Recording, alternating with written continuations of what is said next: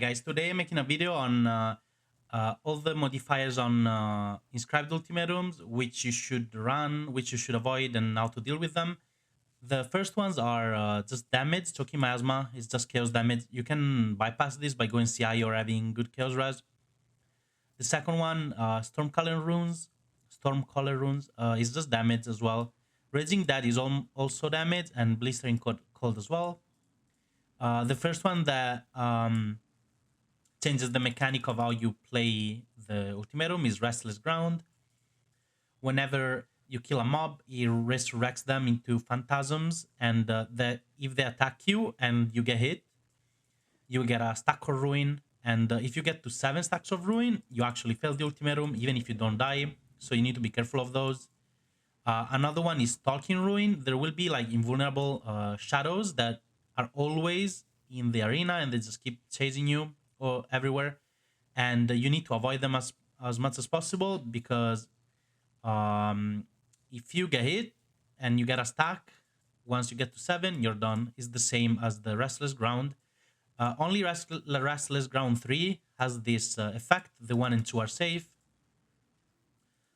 Razor Dance, you need a Corrupting Blood if you want to, or a or a Bleeding Potion if you want to remove this effect.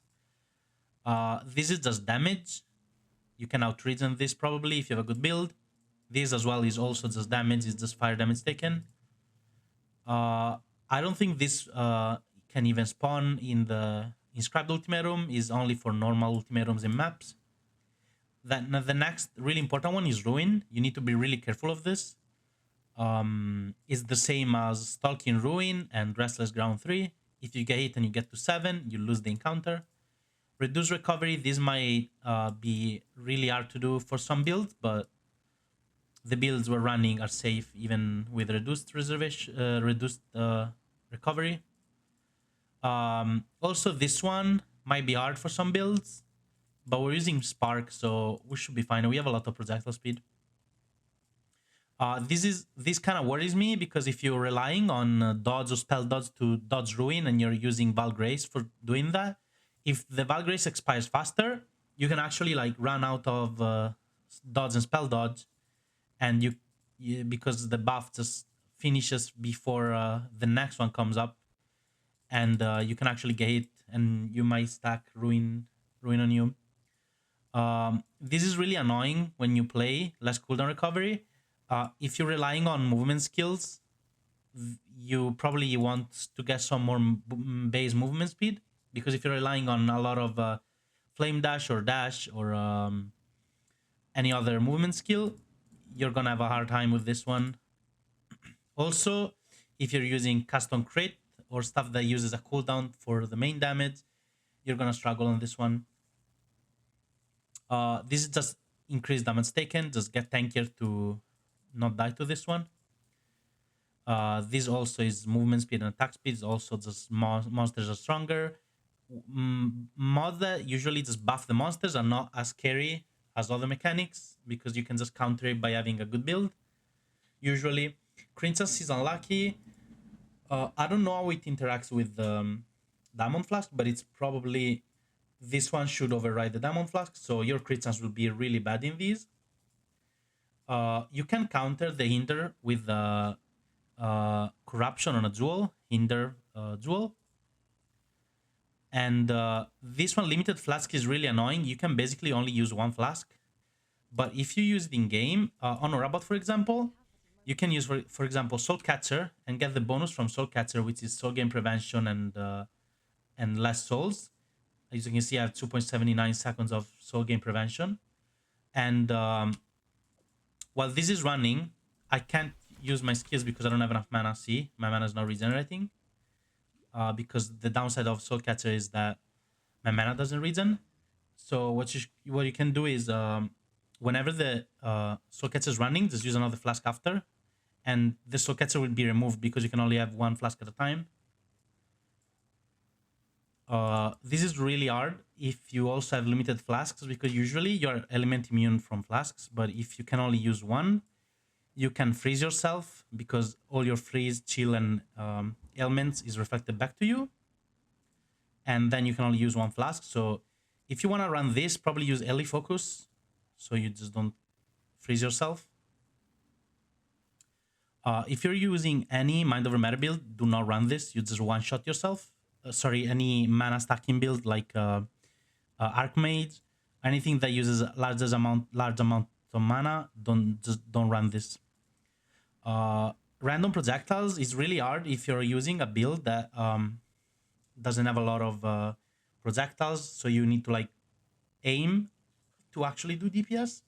But if you have a lot of projectiles, or like you have skill that just like Spark, or like we're using, like it goes in every direction, you shouldn't worry about this too much. Treacherous auras, if you have an aura bot, this is really hard to do, but if you do enough damage, you can kill the mobs before they even react or freeze them, so it shouldn't be too hard if you're careful. Occasional impotence makes you do no damage every once in a while. You can just play around it by just running while the debuff is on.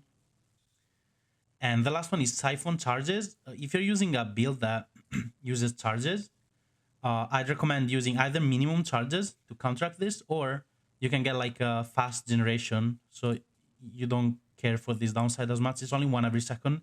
If you're generating charges really fast, you can probably bypass this. How do you search for the ultimatums? You just go on the trade. You can type ultimatum, and all the ultimatum modifiers are here. You can type a search. You can not, so you can put all the mods that you don't want here. So whenever you search, it will only show up the ultimatums with the mods that you want, and not the ones that you don't want. How to look for the ultimatums that you want? There's a ultimatum filter here. You can select which one you want. Like, for example, if you can't do, or you don't want to do standing store circles, you just don't select this one. You can do, for example, defeat waves of enemies, and you can just look at a war type. You can do currency, and you can also check for required item. You can just type Exalt. Let's check if there is any. Yeah, there's a few. These are scam because they're overpricing them, but yeah. You can look at the profit margin. Like, you're gonna lose money if you run this, but most of the times people don't want to run the ultimatum, so you can just buy them and have a profit margin on them. For example, yesterday we were buying seven exalts ultimatums that gave like 8x back. We were making like 1 exalt every time, and we just picked any mod because our setup can run any mod. I'll show you how we were doing the ultimatums from yesterday. So basically, me and Tuna are just running in circles over and over, and even if there's ruin or anything, all the ruin stacks and mobs will always follow the map leader. I think that's what we saw from yesterday. And even if they don't follow the map leader, they will even if they attack someone else, the stack ruins don't actually stack on other people in the party. So the only way you can fail from stack ruins is if Tuna, which is currently the map leader, gets hit by one of the ghosts. But since we're always running and never stopping, it will never get hit because the ghosts are trying to catch up, but he's running way too fast for the ghosts.